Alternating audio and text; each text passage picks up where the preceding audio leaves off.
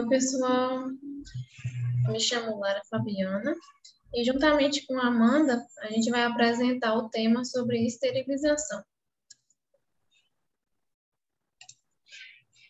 Então, aqui são os tópicos que a gente vai relatar, né, vai falar nesse seminário. Vamos iniciar falando sobre um breve resumo de microbiologia, né, sobre vírus, bactérias e fungos, e depois a gente vai entrar para a parte de esterilização de fato, né, onde a gente vai abordar alguns tópicos aqui, né, sobre a esterilização. Então, iniciando com um breve resumo em microbiologia, os vírus, né, que são dos micro-organismos principais aí da microbiologia, são parasitas intracelulares obrigatórios que não têm atividade metabólica intrínseca, ou seja, os vírus eles não são células, né? Eles são fragmentos de proteínas, de material genético que precisa da nossa maquinaria celular para poder sobreviver. Tem também as bactérias, que as bactérias elas podem se apresentar de várias formas e tamanhos, determinados não só pela natureza dos micro-organismos, mas também pela maneira como são cultivadas. Tem que ter uma atenção sobre as bactérias, porque elas se encontram aí por toda parte do ambiente e com risco de contaminação e de causar alguma doença, né? Possui peptídeo-glicanos em sua parede e isso vai diferenciar elas em gram-positivas e gram-negativas. E há vários tipos de bactérias que também diferenciam-se na sua capacidade de causar alguma patologia. E, além disso, tem os fungos, né, que é um termo usado geralmente para descrever todas as leveduras e bolores. E as leveduras, elas são micro-organismos eucarióticos com núcleo organizado dentro de uma membrana externa. Os fungos, geralmente, na maioria deles, eles não causam patologias assim, mas tem um grupo específico que são capazes de causar alguma doença, alguma contaminação. Então, os micro-organismos, eles podem causar doenças, contaminar e deteriorar os produtos farmacêuticos, mas também eles podem ser utilizados para produzir fármacos, como antibióticos e esteroides para utilização médica. Ou seja, do mesmo modo que é utilizado para a fabricação de alguns antibióticos, né, ele também pode causar alguma alteração no medicamento. Por isso, na maioria dos casos de produção de medicamento, tem que ter um controle rígido para que não haja contaminação ali daqueles que estão sendo produzidos, né? E tem que ter uma atenção ainda maior para esses micro-organismos no caso de fabricação de produtos estéreis. Mas, de maneira geral, os micro-organismos estão amplamente distribuídos na natureza e são elementos essenciais para o ciclo de vida. Então, como eu tinha falado, né, tem os produtos não estéreis e tem os produtos estéreis. Um medicamento não estéril é um medicamento que não exige condições estéreis durante sua manipulação, mas, né, tem que ter todo aquele controle para que não haja contaminação daquele medicamento, tem que ter todo aquele controle de higiene para a fabricação dele também, mas não precisam utilizar os métodos de esterilização, como nos produtos estéreis, né, que tem que usar equipamentos, materiais, tudo esterilizado. Então, agora a gente entra na parte de esterilização de fato. Então, a esterilização, ela é a eliminação ou a destruição completa de todas as formas de vida microbianas, sendo executada através de processos físicos e químicos. E a esterilização, né, também ela é um processo concebido para produzir um estado estéril. Essa esterilidade absoluta, que seria o quê? O estado estéril, é a condição absoluta de eliminação total de todos os micro-organismos vivos. Mas essa probabilidade de ser atingido absoluto só pode ser prevista na base de uma projeção cinética de velocidade de morte de micro-organismos. Então, sendo assim, essa esterilidade absoluta ela não é possível ser atingida. O que pode ser feito é melhorar os processos de esterilização para se obter sucesso. Pode passar. Então, o termo assético ele é muito usado na esterilização. ele indica um processo controlado ou uma condição em que o nível de contaminação microbiana ela é reduzida até o nível em que os micro-organismos podem ser excluídos de um produto durante a produção. Ou seja, isso se dá um estado aparentemente estéril. Quer dizer que o produto, os micro-organismos eles exigem resistência variada aos processos de esterilização. Assim, as condições para o processo de esterilização devem ser planejadas para serem letais para as características de resistência de cada micro-organismo.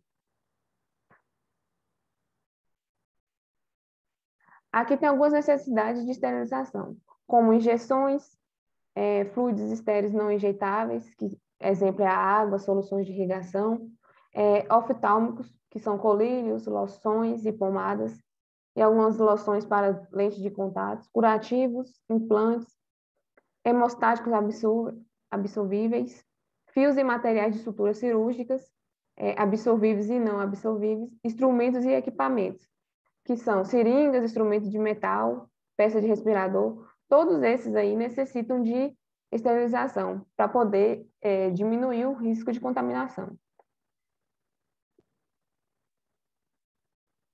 Aqui são algumas aplicações na farmácia. Algumas aplicações para esterilização de produtos farmacêuticos utilizando o calor seco, que são esterilizar vidros e metais, óleos, substâncias em pó, ou seja, produtos resistentes à variação de temperatura, ou que pudesse oxidar com vapor. Ele não é indicado para produtos termossensíveis. Também é aplicado utilizando o calor úmido, como meios de cultura, roupas e equipos diversos, látex, ampolas cheias.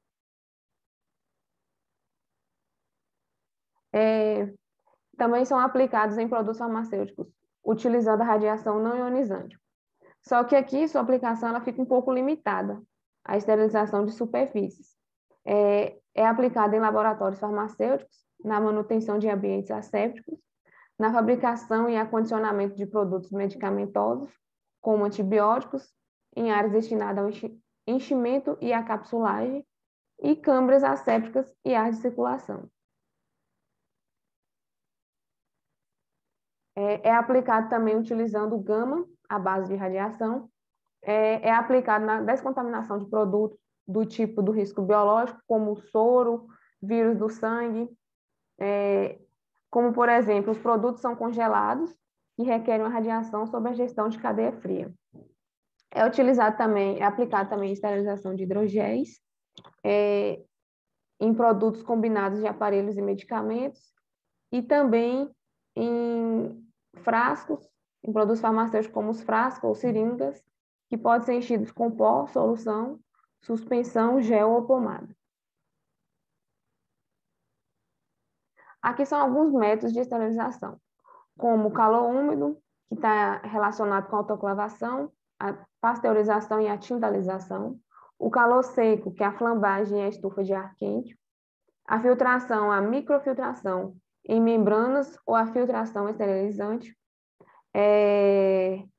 radiação não ionizante, que está relacionado com a radiação ultravioleta, e radiação ionizante, que é relacionada a raios gamas e raios X da alta energia. A esterilização por calor úmido. Quando comparado ao calor seco, este método ele apresenta maior efetividade, tendo em vista com um curto período de tempo necessário para garantir o nível de esterilidade aumentado. Quando se emprega o vapor há fornecimento constante de vapor muito quente ao objeto a ser aquecido. Isso se deve ao tanto a pressão sob a qual o vapor, uma vez que este, por condensação, diminui o volume em cerca de 99%. O vapor somente mata micro-organismos se for por contato direto, por isso é muito importante remover bolsões de ar no esterilizador durante o processo de esterilização. Assim como a remoção de ar é uma parte essencial do processo para garantir a esterilização eficaz.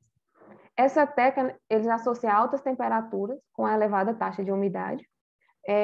O mecanismo de ação dele está relacionado com a coagulação do citoplasma bacteriano E ela pode ser feita por duas formas, por fervura ou por vapor saturado sob pressão, que é a autoclave.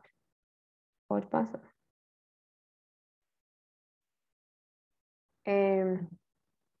Fervura, foi um método, né, muito utilizado, mas não oferece uma esterilização propriamente dita, pois a temperatura máxima que pode atingir é 100 graus Celsius, onde alguns micro-organismos resistem a essa temperatura.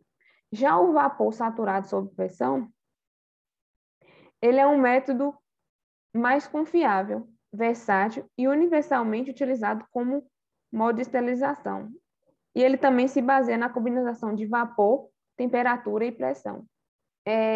Ele também pode ser, ele tem baixo custo e por eliminar de forma eficaz os esporos.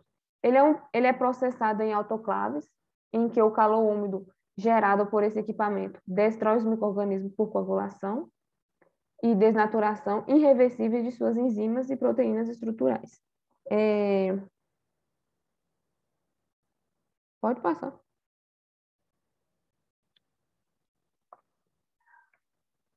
A autoclave, que ela está relacionada à esterilização por calor úmido, ela consiste em uma caixa metálica de parede duplas, duas câmaras externas, duas câmaras. A externa é a câmara de vapor e a interna é a câmara de pressão de vapor. Na autoclave, a esterilização ela ocorre a temperatura de 121 graus Celsius, por um período de 15 a 30 minutos. Agora, nos aparelhos de alto vácuo, utiliza 132 a 1.350 graus Celsius, por 4 a 6 minutos. Pode passar.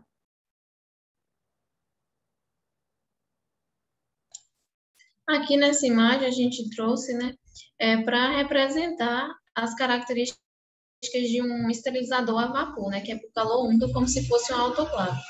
Então, aqui nessa legenda, mostra todas as partes, né, descreve todas as partes desse esterilizador por calor úmido, como aqui na parte A, que é o medidor de pressão principal, o B é o separador, e assim sucessivamente, né, até chegar aqui, que é a parte final, que é representada pela letra V, que é a saída de ar.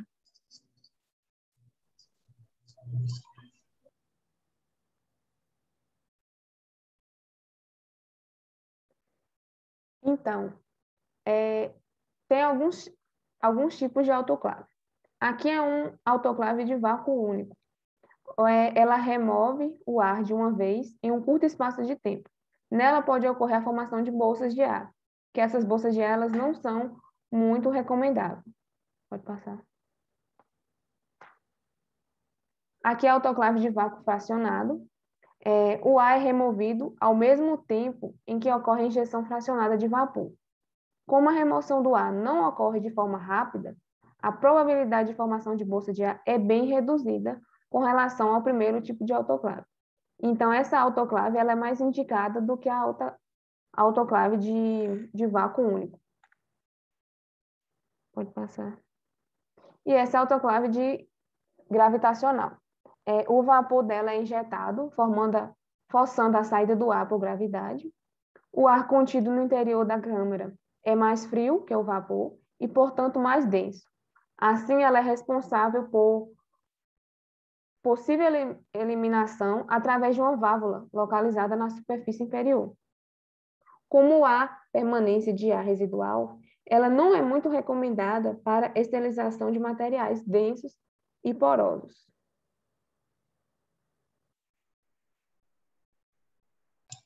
Aqui, pessoal, a gente trouxe, né, um vídeo para mostrar como que é o funcionamento de um autoclave, né? Como é que coloca os equipamentos lá dentro dela, como que faz para fechar.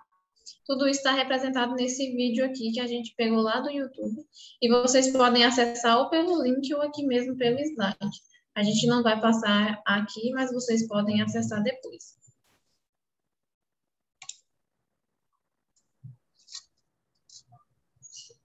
Aqui outro método é a esterilização por calor seco. O calor seco, ele age oxidando os constituintes químicos do micro-organismo. Seu mecanismo de ação provavelmente é por oxidação da membrana bacteriana. A sua susceptibilidade dos organismos ao calor é muito variável e depende de alguns fatores, como a variação individual de resistência, a capacidade de formação de esporos, a quantidade de água do meio, o pH e a composição do meio. Ele utiliza temperaturas de 160 a 250 graus Celsius. O tempo de exposição varia com o tipo de material colocado e os métodos utilizados é aquecimento ao rubro, a flambagem, estufa de ar circulante e o forno de quadro.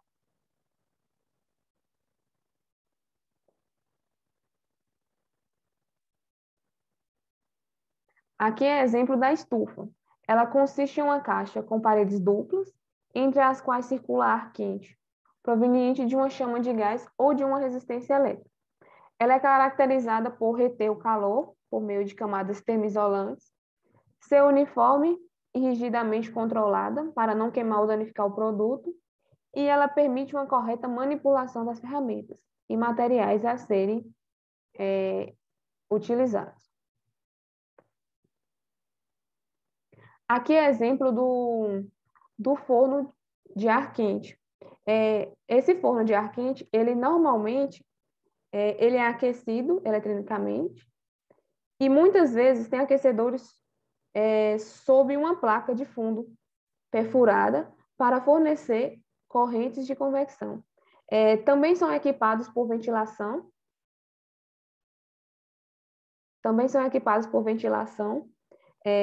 por ventilador para facilitar a circulação de ar e aumentar a transferência de calor. Aqui, como a gente pode ver, a ventilação tá aqui na letra D, aqui bem no fundo da placa. Aqui a parede falsa do forno de ar quente, e esse ar quente é utilizado para...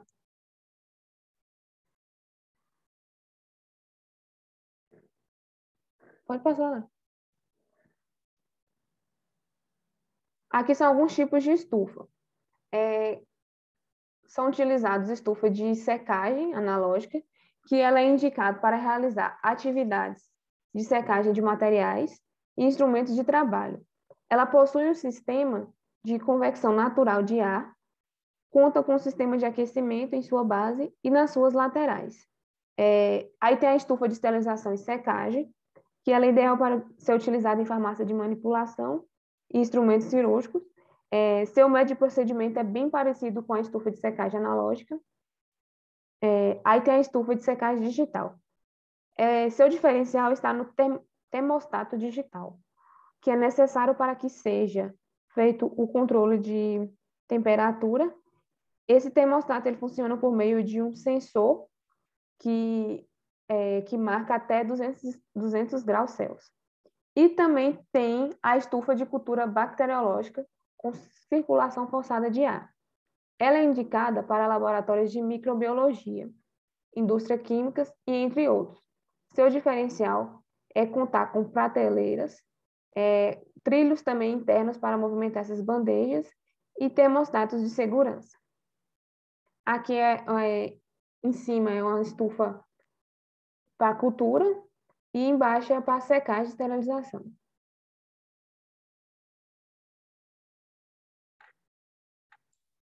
Aqui, do mesmo modo que a gente trouxe um videozinho da autoclave, a gente também trouxe um vídeo da estufa, né? Em que a estrutura do vídeo é basicamente a mesma, mostrando os procedimentos aqui na estufa. Mostrando também o visor, principalmente, né? De como funciona, de como coloca a temperatura adequada que você deseja, né? O tempo também. E aí depois vocês podem assistir ou aqui também no slide ou acessando o link aqui do YouTube. A gente não vai passar ele aqui também, mas está disponível para vocês.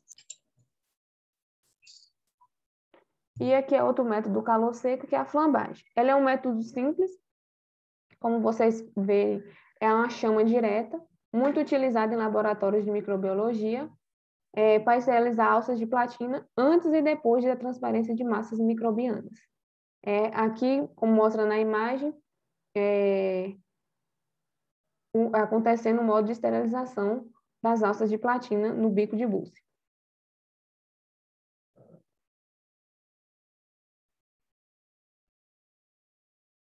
E aqui é outro método, que é a esterilização por filtração.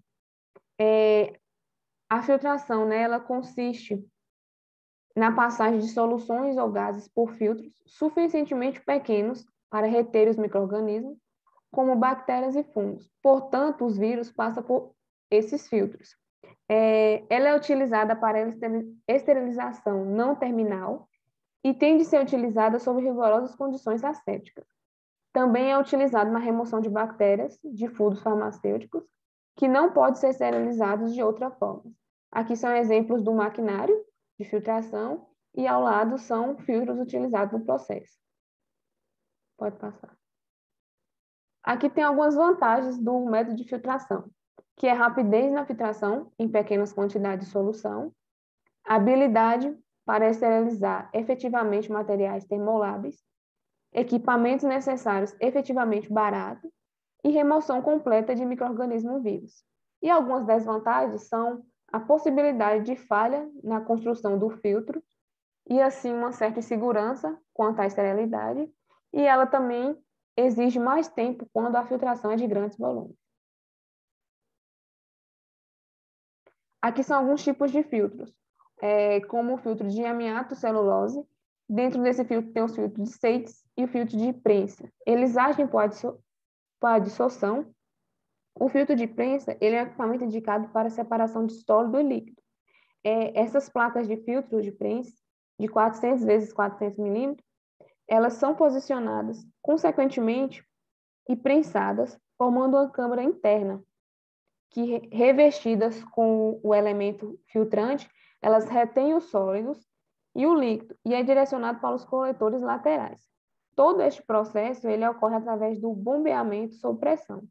Aqui, como vocês veem, em cima é o filtro de Seitz e aqui embaixo é o filtro de prensa.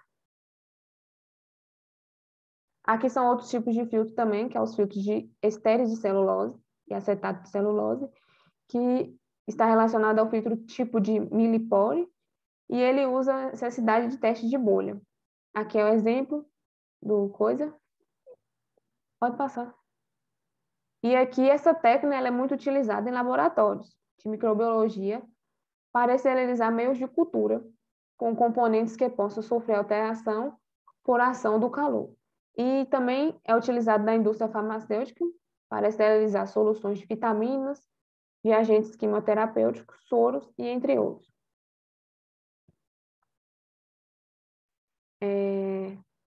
Aqui é outro método, que é a esterilização por radiação ionizante. Esse método ele é de alto custo, comparado aos outros métodos de esterilização. A energia dele é aplicada no processo de esterilização de materiais cirúrgicos descartáveis, vacinas, soros, cosméticos e produtos alimentícios. Seu mecanismo de ação é a teoria do alvo, só que ele pode formar radicais livres. E a radiação gama, devido ao seu elevado poder de penetração, ela esteriliza os produtos após o envasamento, inclusive após ter sido acondicionado em embalagens habituais, eliminando os riscos de contaminação frente ao processo de empolamento dos medicamentos e fármacos. Pode passar. E aqui é a esterilização por radiação não ionizante. Ela utiliza a luz ultravioleta, que é geralmente empregada para ajudar a redução de contaminação do ar e na superfície de zona de fábrica. Ela é muito utilizada também em lâmpadas germicidas encontradas em centros cirúrgicos, enfermarias e capelas laminar, só que tem algumas desvantagens, como baixo poder de penetração e efeitos deletéricos sobre a pele e olhos, causando queimaduras graves. E para poder preservar a massa eficácia, as lâmpadas ultravioletas elas devem ser mantidas sob cuidados, isentas de pó, de gordura e de risco, devido à grande redução da intensidade de emissão que estes provocariam. Pode passar. Aqui são alguns equipamentos também que são utilizados para esterilização, tipo os esterilizadores de plasma. Eles têm características, uma das características deles é seu sistema de refrigeração de peróxido de hidrogênio é seguro e confiável, assegurando suas propriedades químicas. Ele possui uma bomba de alta precisão para injetar peróxido de hidrogênio ajustável e confiável. Ele tem fácil instalação, somente necessita de uma conexão de 220 volts, 60 Hz, e ele não pode ser utilizado para tubo de aço inoxidável, como diâmetro de menores de 1 milímetro e longitudes maiores de 400 milímetros. Ele não pode ser utilizado também em líquidos ou pós, em tecidos descartáveis, como roupas cirúrgicas, descartáveis, e também implantes. Pode passar. Aqui é outro equipamento, que é a câmara de óxido de etileno. Ela é caracterizada por ser projetada para trabalhar com óxido de etileno a 100% ou mistura com gases inertes. Também utiliza da câmara de ácido inoxidável. Ela tem grande range de tamanho de câmaras e possui porto para validação. E os fechamentos de suas portas são automáticos.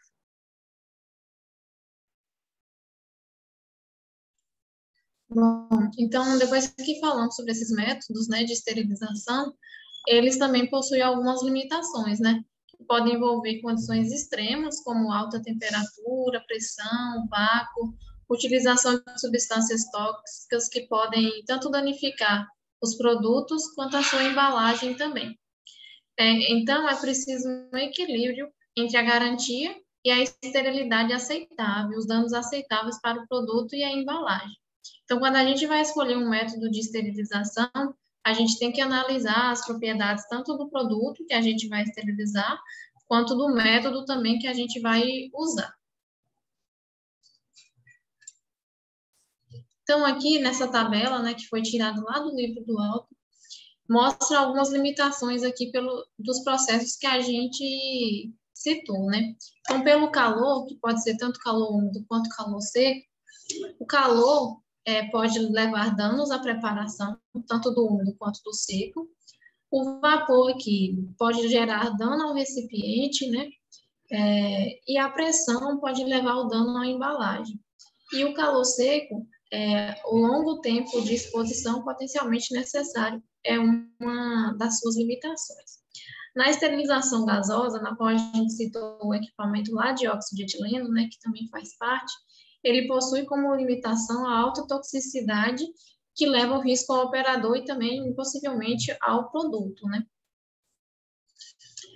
E na esterilização por filtração, algumas de suas limitações são que não é eficiente para as partículas pequenas, ou seja, os vírus conseguem passar por aquelas membranas lá. Eles necessitam de técnicas estritamente de asepsia, tem que ter uma integridade da membrana do filtro, e entre outras, né? Aí, no método de radiação, né, tem o risco ao operador, né, gera risco ao operador, pode gerar danos também ao produto, descolorir alguns vidros e plásticos, libera gases, a dureza e as propriedades dos metais podem mudar também.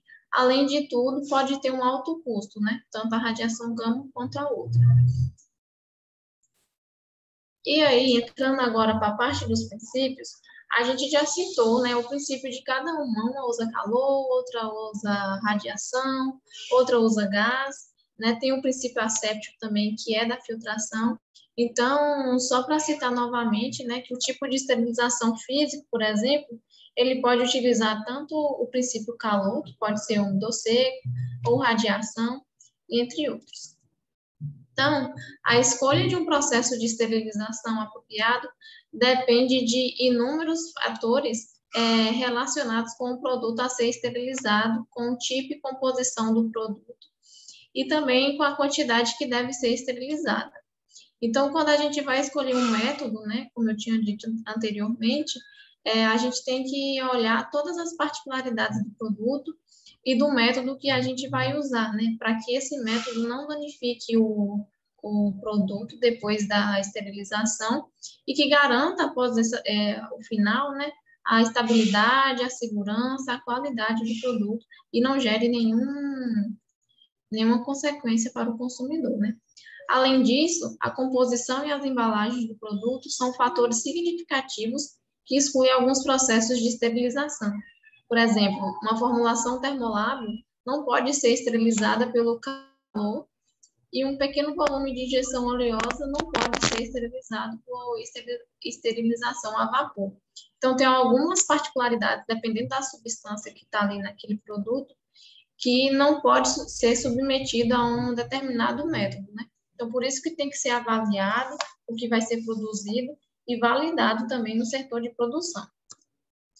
Aqui nessa tabela, também tirada do livro do Alto, mostra alguns pontos, né, que devem ser analisados para a seleção de um processo de esterilização, como, por exemplo, o tipo de produto e o tipo de preparação que vai ser usado, a possibilidade de danos ao produto, à preparação e também à embalagem, né, produto e embalagem, e outras considerações como a segurança do produto e do operador também, a toxicidade, o regime de esterilização, a validação do processo também, e o custo desse processo também tem que ser avaliados para a seleção, né? E aí, após a gente entender um pouco desses métodos, né, existem os cálculos para verificar se aquele produto que foi esterilizado realmente está estéril, né? Então, vamos pensar assim, que eu submeti um determinado produto à esterilização lá na autoclave.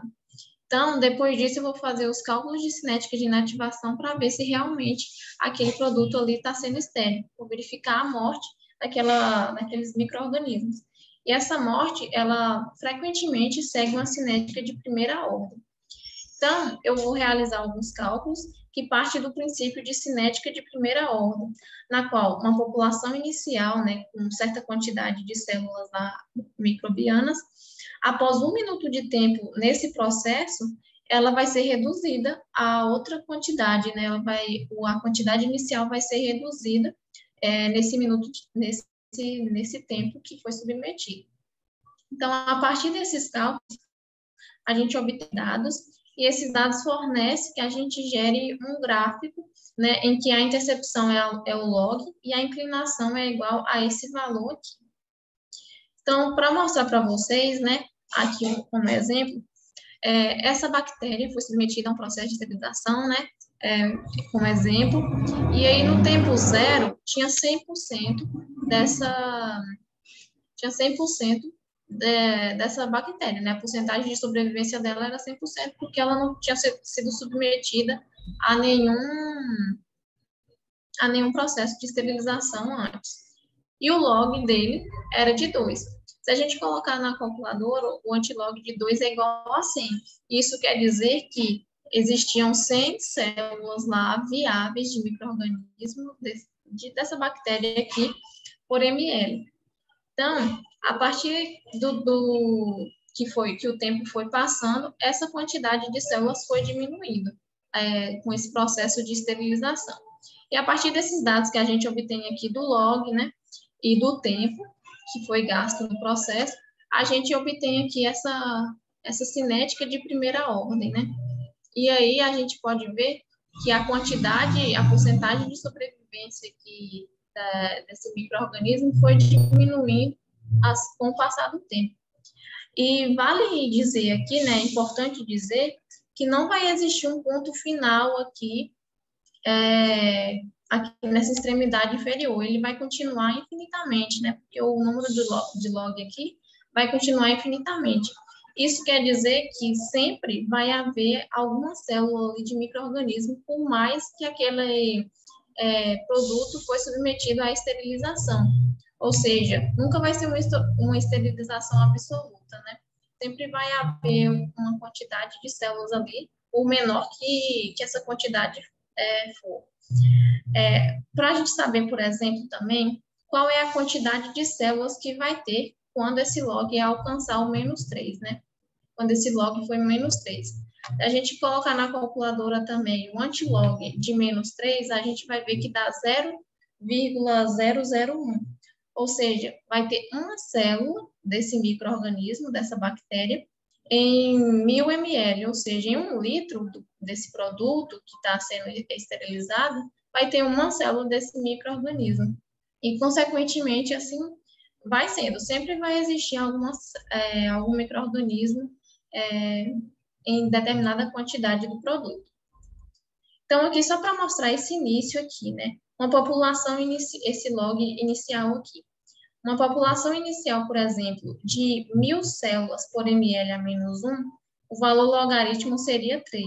Ou seja, o log de 1.000, se a gente colocar na calculadora, vai ser 3. Se a população inicial for 10, o log vai ser 1. E assim vai mudando, né? De acordo com a quantidade de micro-organismo que tem inicialmente.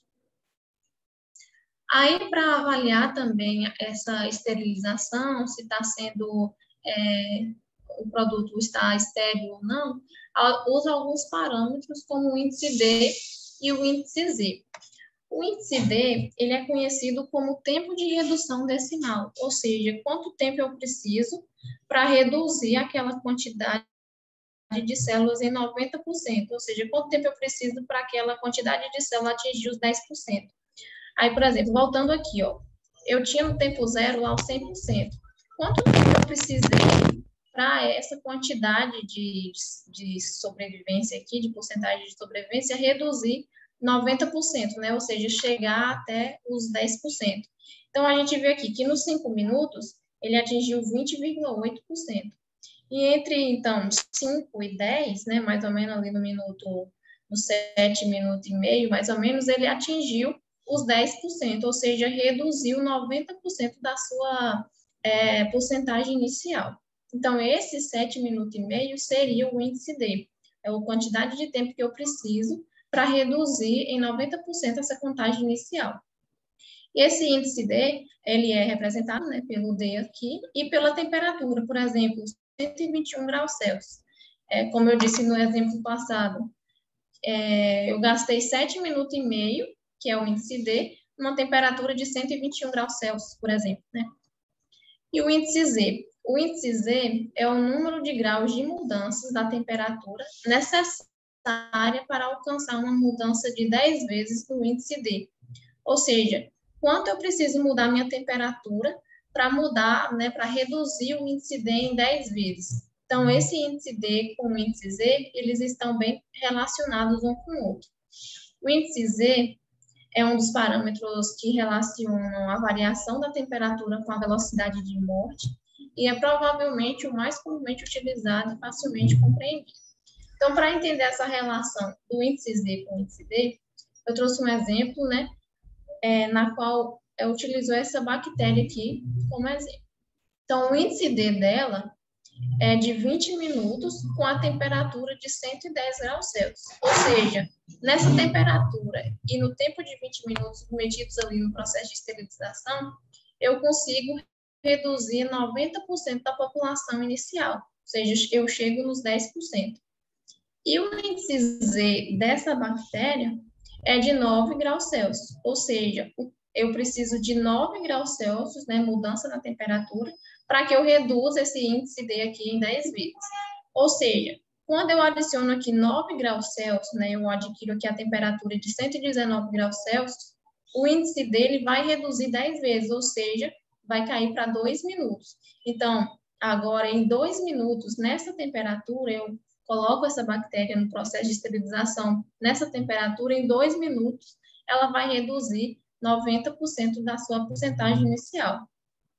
E se eu coloco mais 9 graus Celsius, né, que adquiri lá, né, 128 graus Celsius, o índice D torna a reduzir mais 10 vezes. Então, em uma fração de 0,20 minutos, eu consigo reduzir lá a porcentagem inicial em 90%. Eu adquiro lá os 10% de população dessa bactéria. E além do índice D e do índice Z, tem o índice F também, que é a medida da letalidade do total de calor utilizado no processo de esterilização para um dado micro-organismo, sendo utilizado para comparar a letalidade do calor em diferentes processos de esterilização. Então, é uma medida da letalidade ali que aquele calor provocou, né? Aquele determinado calor provocou naquele micro-organismo. E para a esterilização por meio do calor seco, o conceito de índice F tem aplicação limitada. E o índice FH é utilizado e corresponde à letalidade de um processo térmico seco em termos do número equivalente de minutos de exposição a 170 graus Celsius. Aqui mostra esses gráficos alternativos, né, de sobreviventes, ou seja, no geral, era sempre para dar essa cinética de primeira ordem, né, que é representado pela letra A. Então, sempre, né, se fosse o normal, geralmente daria essa cinética de primeira ordem. Mas há algumas exceções, né, como aqui nesse gráfico B, que faz uma leve curvinha aqui. Essa alteração é comum por aglutinação ou então por agregação celular, na qual eu precisaria colocar uma temperatura suficiente para que haja a esterilização dele, né? No gráfico C aqui embaixo, é uma alteração também nesse gráfico, que é observada quando a concentração de células inicial for elevada. Ou seja, isso aqui é comum em bactérias resistentes, né? E no gráfico D, essa quebra aqui indica que há duas populações distintas de células presentes. Ou seja, eu tenho dois tipos de bactérias nesse mesmo produto. Então, dois tipos de bactérias, de micro-organismos, eles vão ter mecanismo de morte diferente, eles vão ter mecanismo de resistência diferente, né, e que vai necessitar outros procedimentos para a esterilização completa.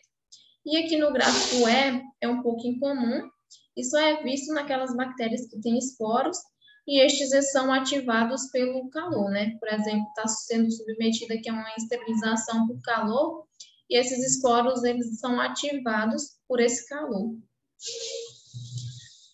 E aí, depois que a gente viu, né, que esse produto foi submetido à esterilização, viu esses parâmetros de esterilidade, e assim a gente obtém os produtos estéreis, né, que são as formas farmacêuticas isentas de micro-organismos viáveis.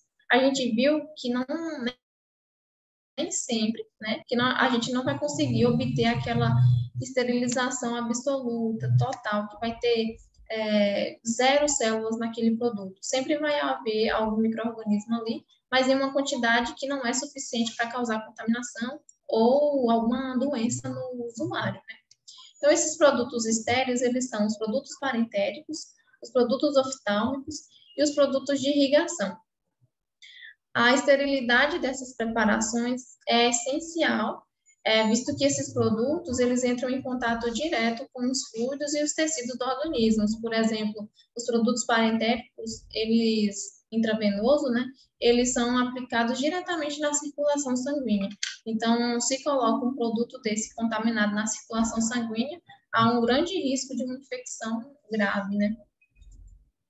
E aqui só para mostrar os produtos estéreis, né, divididos aqui, os parentéricos, eles são administrados por uma injeção, através de uma variedade de vias, que tem intravenosa, intramuscular, subcutânea, intradérmica, intrarraquídea, né, e esses vão produzir uma ação sistêmica bem rápida quando comparada com a via oral, né? Então, por isso que eles devem ser estéreis. Também tem os produtos oftálmicos, que eles são adicionados ali em tecido interno sensível, né? O tecido do olho ali é sensível à contaminação e por isso também tem que passar por esses procedimentos. E os produtos de irrigação, que são usados em feridas e lesões, e nas feridas e lesões já está exposta ali, né? Então tem que ser um produto estéril também para que não haja contaminação, infecção grave ali que pode causar. Então, os produtos estéreis, eles geralmente são soluções ou suspensões, mas também eles podem ser de grânulos sólidos para implantação subcutânea também.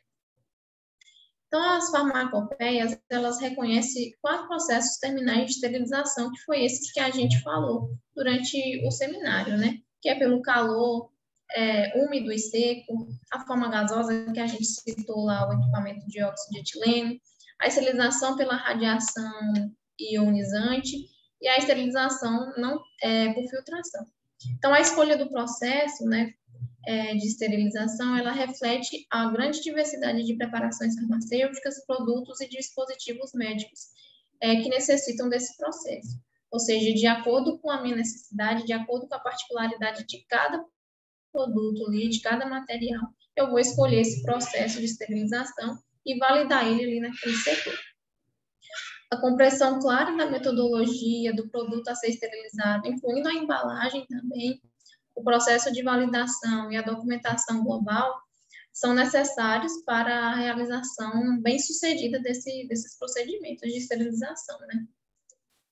E aí há outro conceito, que é a desinfecção de alto nível, que são desinfetantes de alto nível biocidas químicos, né, utilizados para esterilização química de dispositivos médicos, aqueles que usam em cirurgias ou em exames invasivos.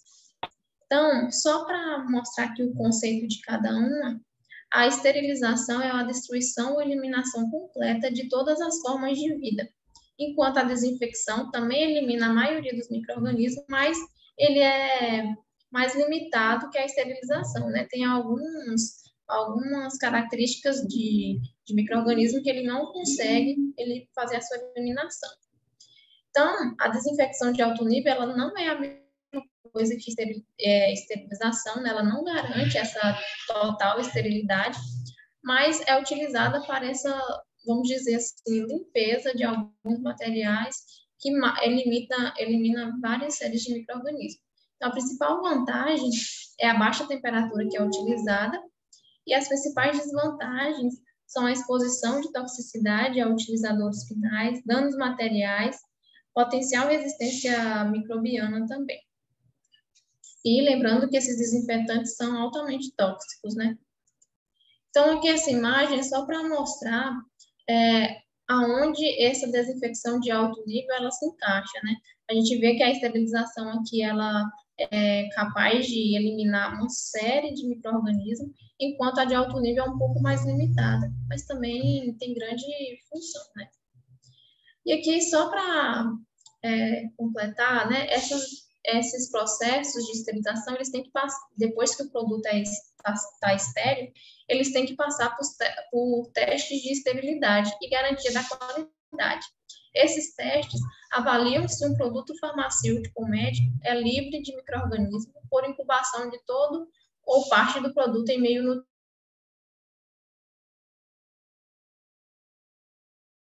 nutriente. Ou seja, por exemplo, medicamento, ele é submetido a uma incubação, né? Ou seja, faz uma cultura ali daquele medicamento em um meio nutriente geralmente líquido, para ver se há crescimento de micro-organismo.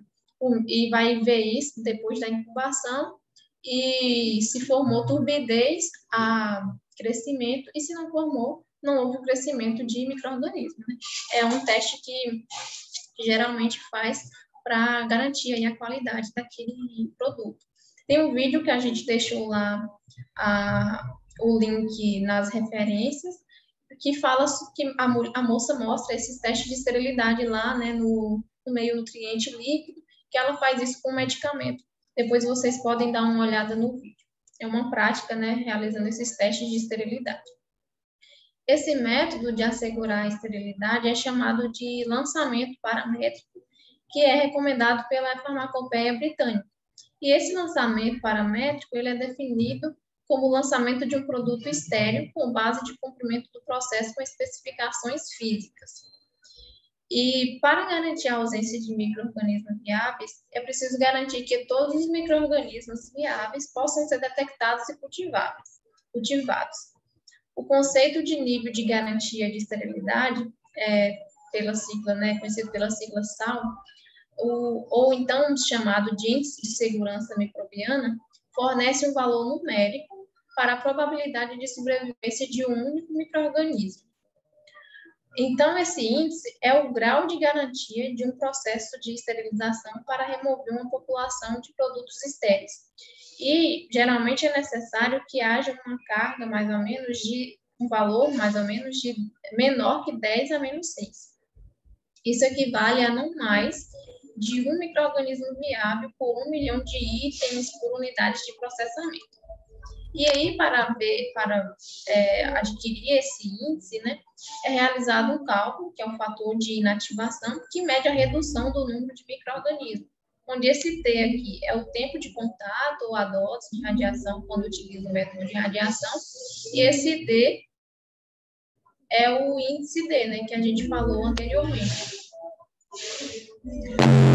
E só para mostrar,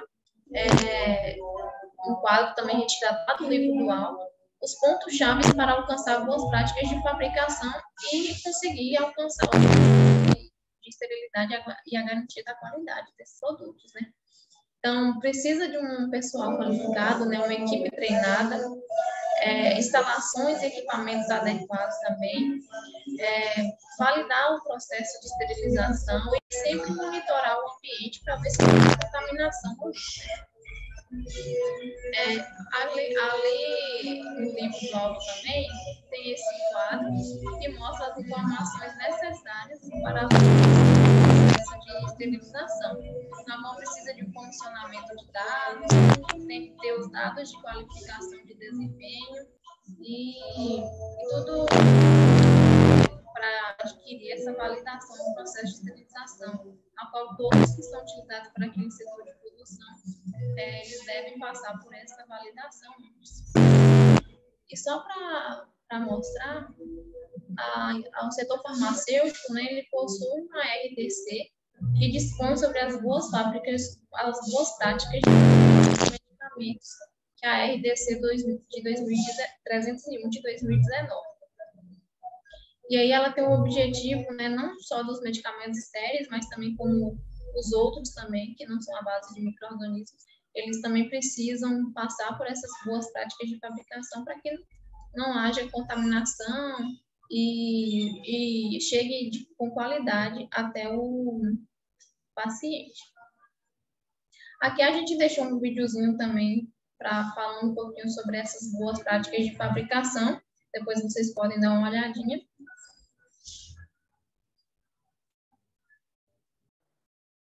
Então, para poder concluir tudo, os métodos que falamos sobre os processos e as aplicações da esterilização, podemos dizer que a realização da esterilidade ela é um processo complexo que exige a devida documentação. A esterilidade no sentido microbiológico, ela não pode ser garantida, porque, como Lara falou, sempre vai ter uma certa quantidade de micro-organismos, mas, portanto, a esterilização de um produto tem de ser assegurada pela aplicação de um processo adequado de validação, e é importante que a metodologia de esterilização ela seja compatível com a preparação ou o produto, incluindo seu recipiente ou sua embalagem finais, combinando a eficácia e a ausência de efeitos prejudiciais.